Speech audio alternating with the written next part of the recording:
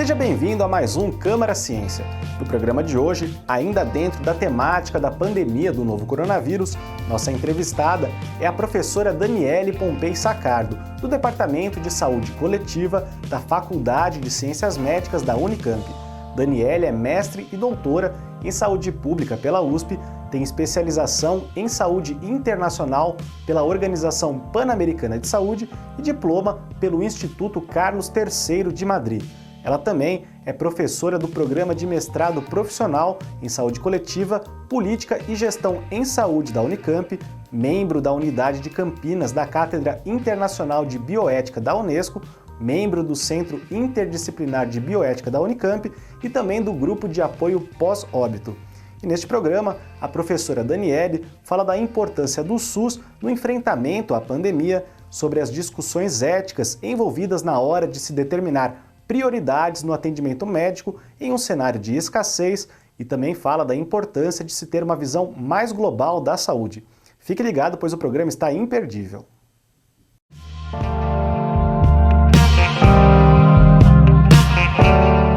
Existe uma série de desafios que a gente poderia dividir em algumas questões. Acho que a primeira delas é em relação à reorganização dos serviços de saúde para acolhimento desta situação de emergência sanitária, que colocou uma série de desafios para gestores, profissionais e também para a população que precisou ter informações de como acessar os serviços de saúde em caso de necessidade. Houve no começo uma série de informações voltadas a ficar em casa e recorrer aos serviços de saúde numa determinada circunstância, então, sentindo alguns sintomas específicos, particularmente falta de ar. Então, a gente percebe que houve um acesso mais tardio por parte da população em relação ao sistema de saúde, o que a gente foi mudando ao longo do tempo. Então, as recomendações no presente momento é de que a população, ao perceber qualquer tipo de agravamento de sintomas que incomodem, que de fato inspirem algum tipo de insegurança, desconforto mais acentuado, que as pessoas busquem os serviços de saúde, algo que não foi informado no início. Isso já é decorrente deste aprendizado que eu me referi, ou seja, esse acesso ele foi também sendo modificado.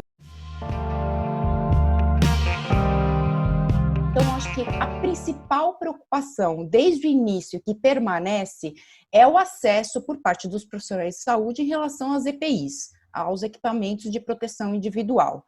Então, no campo da gestão, houve uma questão importante que era adquirir esses equipamentos, então, ter esses equipamentos disponíveis nos serviços de saúde, algo que não foi simples, que houve, sem dúvida, uma dificuldade por parte das compras, do gestor, ter disponibilidade de onde comprar, onde adquirir, e depois de como fazer uso desses equipamentos. Então, tinha que fazer um treinamento específico das equipes, e essa foi uma questão importante e continua sendo, na medida em que a gente também percebe que existe todo um risco de contaminação ao paramentar e se desparamentar dos profissionais de saúde. E, nesse sentido, acho que isso implica numa série de mudanças na rotina dos profissionais de saúde que precisaram incorporar. Então, teve uma necessidade de reorganização dos serviços, aquisição e treinamento para uso desses equipamentos, a gente percebe que isso não foi igual em todos os âmbitos dos serviços de saúde. Prioritariamente houve uma necessidade para dentro dos hospitais, só que a gente sabe que isso não é suficiente, que a unidade básica de saúde, por exemplo, também precisa, as unidades de especialidade, ou seja, cada uma desses pontos dos serviços de saúde teve uma necessidade específica de aquisição e de reorganização do seu acolhimento da população. O que era priorizado em relação à atenção à saúde também foi modificado. Então, se a atenção básica majoritariamente tem atendido doenças crônicas, no caso da pandemia, isso teve que ser modificado de tal forma a começar a acolher também as pessoas com sintomas de Covid. Então, teve toda uma mobilização em torno dessas especificidades de cada um dos pontos dos serviços de saúde, né? Então, acho que essa é uma questão muito relevante que permanece, porque sem equipamento de proteção social individual, a gente não consegue garantir um mínimo de segurança para o atendimento de forma mais adequada, né? Então, acho que essa é uma dimensão fundamental que acho que a gente continua lidando. A sobrecarga de trabalho, que aí a gente já está voltando mais para as questões de atenção à saúde mental dos profissionais de saúde, ela é presente já no cotidiano. O que a pandemia fez foi agravar essa situação que já era bastante complicada e de uma demanda muito acima da capacidade de acolhimento da população em geral. Então, essa sobrecarga e aumento do trabalho concreto gerou uma série de implicações, de repercussões na saúde mental dos trabalhadores, que aumentou muitíssimo o grau de estresse, aumentou o nível de burnout, questões ligadas à ansiedade, depressão, afastamentos, o que acaba recaindo ainda mais sobre os profissionais que estão trabalhando, que não estão afastados. Então, essa expansão, esse aumento do número de pessoas afastadas implica que os profissionais que estão lá sejam mais ainda sobrecarregados. Não é fácil recontratar ou contratar novos profissionais numa emergência sanitária, porque não tem profissionais treinados com capacidade de atender a essa demanda.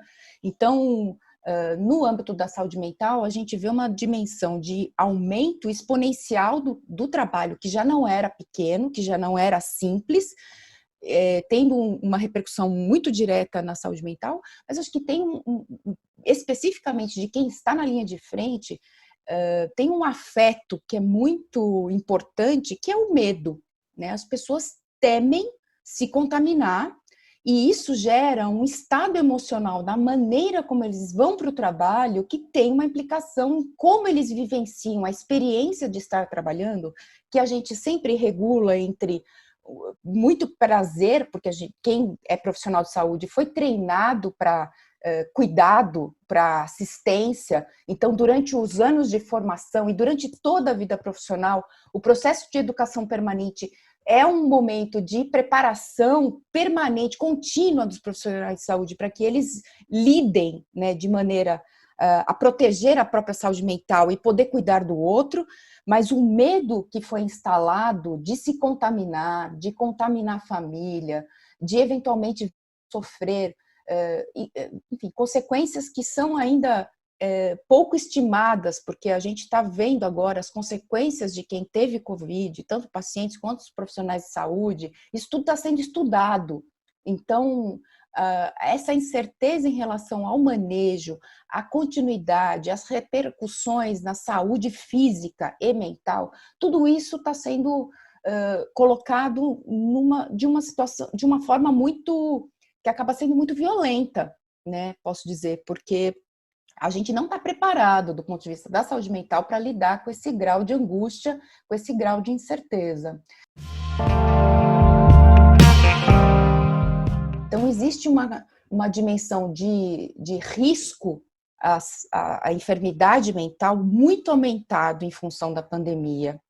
E, nesse sentido, eu também vejo que houve inclusive na Unicamp, mas não, a gente sabe que isso está espalhado pelo Brasil todo, de uma reorganização da rede de apoio à saúde mental. Então, dentro aqui da nossa disponibilidade de recursos, houve um empenho muito efetivo, tanto da área de psiquiatria quanto de saúde coletiva, de disponibilizar residentes, profissionais mesmo, pessoas da saúde mental, para apoiar, para acolher esse sofrimento mental em âmbitos distintos. Então, alguns foram alocados, enfim, organizados em torno de grupos de acolhimento, outros foram em atendimento individual, medicamentoso, eventualmente, com algum tipo de amparo medicamentoso para tentar sair da crise, afastamentos, eventualmente, do trabalho em alguns momentos, para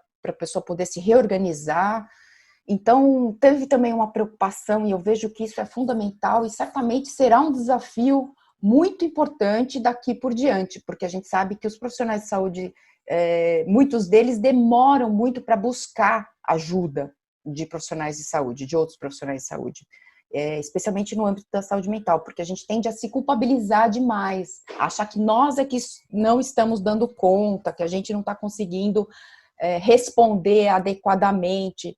Então, a gente reconhece que tem uma dificuldade de busca e muitas vezes isso, quando acontece tardiamente, aí a gente precisa tomar uma decisão mais radical. Então, afastar a pessoa do trabalho, tentar dar um suporte com fármacos e terapia, grupos de acolhimento, para que a pessoa possa se fortalecer, se reorganizar e continuar seguindo a vida.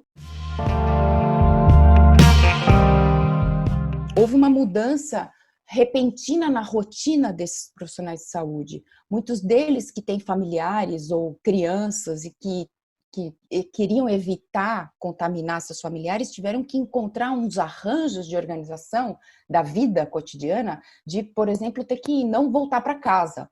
Ou se voltar para casa, arrumar um outro lugar para ficar. Ou se voltarem para casa, ficarem num espaço mais protegido, mais isolados, não poderem abraçar seus filhos, não poderem abraçar seus entes queridos, não poderem se relacionar de forma tão intensa. E nós brasileiros temos essa cultura de toque, de interação, que nos foi privado durante todos esses meses. Então, os principais afetados, os primeiros afetados, sem dúvida nenhuma, foram os profissionais de saúde. Tem um recorte de gênero também que implicou uma série de repercussões, porque as mulheres, a maior parte das trabalhadoras da saúde, especialmente no âmbito da enfermagem, técnicos de enfermagem, enfermeiros, são mulheres, e as mulheres a gente sabe que tem uma sobrecarga já maior em relação aos cuidados com a casa, com os filhos. Então tem um recorte de gênero que não pode ser negligenciado, e que requer uma certa reorganização de proteção, né, de políticas públicas que protejam essas pessoas, essas mulheres, para que elas possam continuar trabalhando, cuidando dos seus filhos, tendo uma vida razoavelmente digna durante esse período que é atípico, que tem toda uma repercussão no plano da saúde mental. A gente não teve uma tragédia maior porque existe o SUS. Então, de fato, o SUS, ele respondeu da maneira como ele conseguia, dentro dos recursos que estavam disponíveis. Me parece que para o futuro não tem como a gente escapar da gente fazer um debate mais concreto, um diálogo mais permanente com a população em função do que o SUS mostrou como sendo absolutamente fundamental, e isso que estava mais no âmbito dos profissionais de saúde, dos gestores que estão atuando no cotidiano do sistema, isso para nós não era dúvida, mas talvez a gente tivesse uma dificuldade de dialogar com a população, de mostrar a importância do SUS enquanto um patrimônio brasileiro, enquanto uma política pública fundamental para o cuidado à saúde em geral, para que a vigilância exista, para que a gente tenha água de qualidade nas nossas torneiras, para que a gente tenha um sistema de saneamento básico que responda às necessidades, para que a gente possa comprar produtos, para que a gente tenha um sistema de vacinação que realmente atenda às necessidades da população, enfim. O SUS é muito amplo, complexo e absolutamente fundamental para a qualidade de vida dos brasileiros.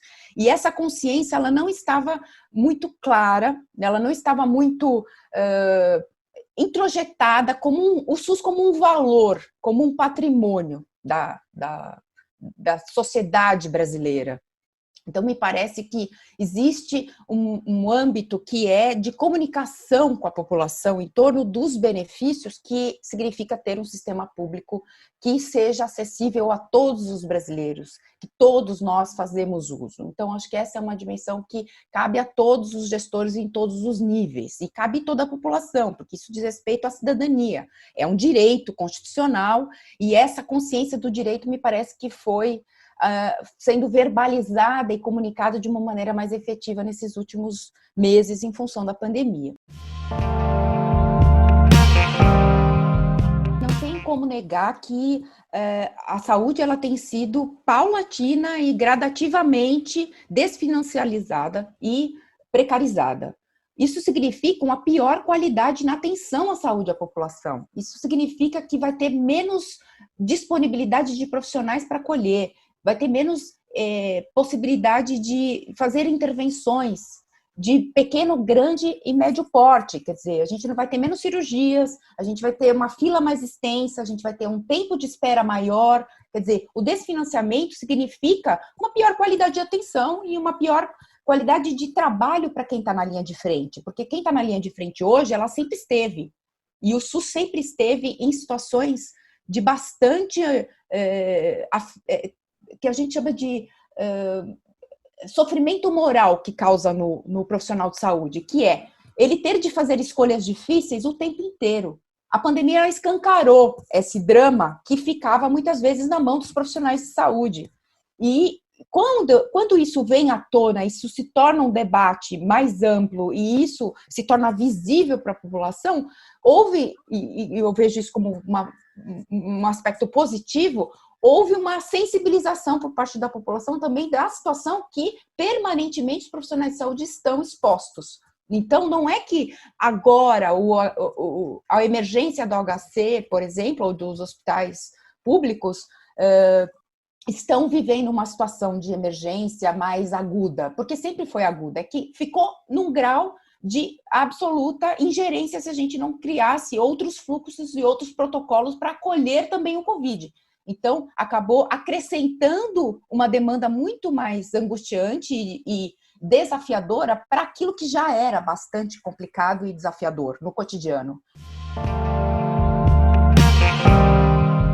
Acho que a questão é que a gente precisa agora fazer um debate mais responsável de que SUS queremos e de que qualidade de saúde, de atenção à saúde, qualidade de vida, portanto, nós estamos buscando enquanto sociedade, enquanto brasileiros. E para isso a gente vai ter que, de fato, priorizar, se isso for de interesse social, for um pacto social, de que a gente precisa fazer investimentos constantes e não é barato. A questão é que a gente sabe que qualquer sistema de saúde no mundo vive escassez. Então, existe uma necessidade muito maior do que a demanda. No entanto, isso precisa ser amplamente debatido e reconhecido que há um desfinanciamento permanente, e especialmente com a promulgação da Emenda Constitucional 95, em 2016, que acabou impactando diretamente no orçamento público, no investimento disponível. Então, a gente precisa fazer uma rediscussão em torno desses cortes que já estão pactuados. Não há nada que tenha sido pactuado que não possa ser repactuado se isso for uma prioridade da sociedade. Agora, o que nos desafiou, acho que particularmente no campo da pandemia, foi a definição de quais seriam esses critérios que orientariam as decisões. E o que a gente sabe é que existem alguns pressupostos que não são inventados por nós, porque isso é debatido no mundo todo. É claro que a gente foi buscar levantar todo um arcabouço teórico de fundamentação de outros países que já viveram a pandemia antes de nós, mas que já tinham alguns protocolos que em situação de emergência sanitária também foram colocados à disposição para poder orientar as decisões. Então, minimamente, a gente conseguiu reunir uma série de consensos em torno de quais seriam esses princípios para orientar a definição de critérios de quem teria acesso a recursos escassos em saúde. O que, por um lado, diminui a situação de solidão dos profissionais de saúde, quando eles não têm parâmetros institucionais claros. E o que a gente se preocupou era de definir num grupo, numa equipe de pessoas que estavam interessadas, junto com outros profissionais que estão lidando na linha de frente, então não era só pessoas que estão distantes da prática, pelo contrário, houve uma reunião de várias pessoas com várias especialidades se debruçando em torno dessa definição de critérios. Então, a gente definiu alguns princípios norteadores para a gente conseguir criar esse consenso. Acho que o primeiro deles é que a gente tinha muito claro que o primeiro princípio que deveria nortear qualquer decisão de quem terá acesso ou não a esses recursos escassos é o princípio da dignidade humana. Isso é o dever kantiano, o imperativo categórico de que todas as pessoas devem ter acesso ao melhor recurso disponível dentro das capacidades que temos disponíveis naquele momento. Então, a dignidade humana, ela deveria e teria de ser protegida, né? É um imperativo categórico que deveríamos buscar para todos os que chegassem nos serviços de saúde. A outra dimensão e princípio que nos orientou é a questão da igualdade, ou seja, ainda que cada pessoa tenha diferenças e especificidades na sua condição de saúde, todas as pessoas deveriam ter o mínimo direito de passar pelos mesmos critérios, pelos mesmos protocolos, pela mesma sequência de etapas para poder definir se teria ou não acesso a determinados recursos escassos. Então, o princípio da igualdade é que orienta minimamente a gente ter um conforto de saber que as pessoas teriam a chance de chegar a acessar, né? Um outro é de não discriminação, ou seja, os mesmos critérios tinham que ser submetidos para todos. Então, nenhuma pessoa seria, por qualquer característica, seja por idade, seja por condições que a gente desconhece, ou seja, nenhum critério ia ser priorizado, nenhuma discriminação ia ser feita a priori. Então, a gente teria o cuidado de tentar garantir que esse passo a passo fosse seguido por todos. Um outro princípio que eu acho que é mais desafiador, que é o princípio da proporcionalidade. Nem tudo é proporcional para todos, o que significa a gente ter alguns pacientes que têm mais chance de se recuperarem se tiverem acesso a determinado recurso. Então, dado as condições de saúde prévias, então, se a pessoa já tinha algum tipo de comorbidade, se ela já tinha algum tipo de doença prévia incapacitante, ou de alguma maneira que ela tivesse uma funcionalidade comprometida, que ela não fosse totalmente independente, ou seja, as condições de vida prévias àquela condição aguda de saúde contam muito para a gente calcular, e isso é um cálculo que é feito por meio de escalas, inquéritos, são recursos que são consolidados no mundo todo, que a gente faz uso para poder definir e estimar se aquele acesso a recursos escassos vai ser proporcional para aquela pessoa. E todos passam pelos mesmos tipos de avaliação. Então, a gente definiu alguns desses parâmetros que nos ajudariam a tomar as decisões. E acho que um outro princípio fundamental para essa definição de critérios seria a transparência, ou seja, tudo que a gente estava definindo seria publicizado, colocado à disposição da comunidade, da sociedade, seja a partir do consenso que a gente definiu, está no papel, a gente coloca isso no site disponível para que todos tenham acesso e possam conhecer, interrogar, discordar, para a gente poder debater e fazer um diálogo mais aberto com a sociedade. Em relação à questão dos critérios de prioridade de acesso a recursos escassos em saúde, uma das questões que nos tocou foi de tentar levantar estudos, pesquisas, e inclusive fora do Brasil, mas também brasileiras, que isso tenha sido submetido a um crivo de algum tipo de de diálogo com a população. Então, esse crivo ele foi feito por meio de várias pesquisas que interrogaram diretamente a população acerca desses critérios. Quer dizer, em situações hipotéticas, são apresentadas vinhetas para a população em geral e a população se manifestava quem eles achavam que deveria ser priorizado numa situação de emergência, de recursos. Isso são pesquisas que são feitas no campo da justiça distributiva, no campo da bioética, enfim. Então, vários estudos indicam que a população, de fato, confia nos profissionais de saúde, confia nos gestores, nos, enfim, pensadores, e existe um alinhamento de pensamento entre o que nós como sociedade e nós como especialistas pensamos. E isso nos deu um certo conforto necessário para podermos falar em nome, para e com. Então, acho que esse diálogo com a população faz toda a diferença. É claro que a gente sempre pode estar equivocado em algum aspecto, é claro que a gente sempre pode revisitar aquilo que está definido, e é isso que faz a própria dinâmica de que os protocolos eles não são estanques, pelo contrário, eles estão sempre sendo revisitados para tentar atender o máximo possível as necessidades concretas que vão ao encontro dessas percepções, dessa visão que a população tem em relação a essas definições. Então, acho que esse é um aspecto que é importante ser compartilhado também, que existe uma afinidade necessária para que a gente possa se sentir, de fato, amparado pelo crivo da sociedade, mas que esse é um debate que precisa ganhar outros espaços, e que bom que a gente está tendo esse diálogo, que isso a gente está tentando compartilhar e criar canais de trocas e de publicização que são necessários, porque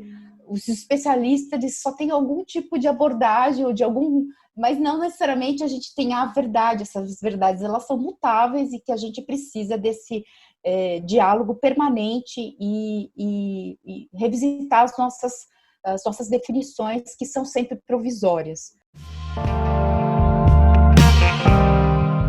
É muito difícil para o profissional de saúde ter que lidar no cotidiano do seu trabalho com decisões éticas desse tipo, né? Então, acho que é importante esclarecer que o componente técnico é fundamental. Então, ter que fazer um bom diagnóstico para poder definir qual vai ser o prognóstico, sem esse recurso técnico que é próprio dos profissionais de saúde, eles são treinados para isso ao longo da sua formação. É claro que em 6 anos de medicina, em 4, 5 anos de enfermagem também isso não é suficiente, que ao longo da vida profissional isso vai sendo sedimentado, vai sendo rediscutido, vai sendo aprimorado.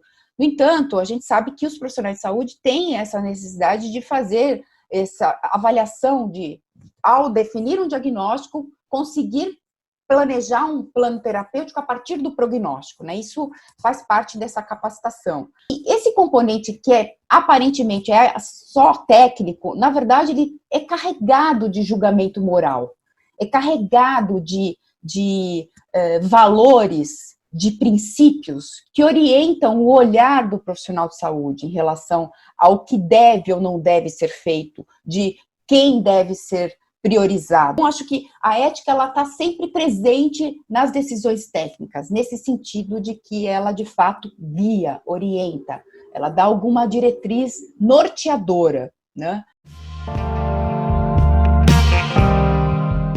A saúde não se restringe ao setor saúde. Ela tem uma necessidade de diálogo e de políticas intersetoriais que envolvem desde a organização do trabalho, acesso ao trabalho, a moradia digna, a qualidade da água, a um ambiente saudável, a um ambiente sustentável, a qualidade da alimentação que seja sustentável também, ou seja, a promoção da saúde ela é ampla e não se restringe a esse setor que cuida eminentemente de doenças, de pessoas enfermas.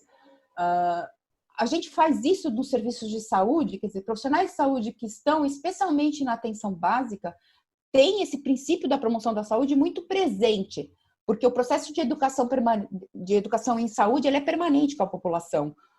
Isso se dá de diversas formas, desde como a população é acolhida nos serviços de saúde, até nos diálogos que ocorrem dentro dos consultórios, com vários profissionais, não apenas médicos, mas quando as mães estão levando seus filhos para a vacina, as técnicos de enfermagem aproveitam para falar alguma informação acerca do cuidado à criança. E então, os profissionais de saúde eles estão preparados e lidando com essa dimensão da educação em saúde, da informação, da comunicação em saúde no cotidiano dos serviços. E isso acho que vai permanecer e acho que precisa ampliar.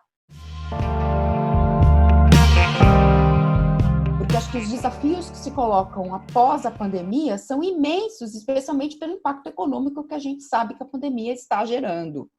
Então, o risco de piora da qualidade de vida, de ampliação de algumas doenças ou de recrudescimento de enfermidades, a questão da saúde mental, ou seja, vai demandar um outro rearranjo e priorização que vai na direção da gente refazer os pactos que estavam sendo levados até então, ou de algumas políticas que estavam sendo implementadas até então. Então, eu acho que essa dimensão da promoção da saúde no âmbito macro, que diz respeito a essas definições de políticas públicas intersetoriais, e também no âmbito micro, elas precisam ser articuladas e planejadas, de tal maneira que a gente dê conta desse desafio que nos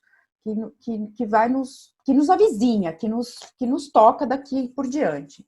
Então, acho que não dá para a gente prescindir de fazer esse debate de maneira para além do campo da saúde.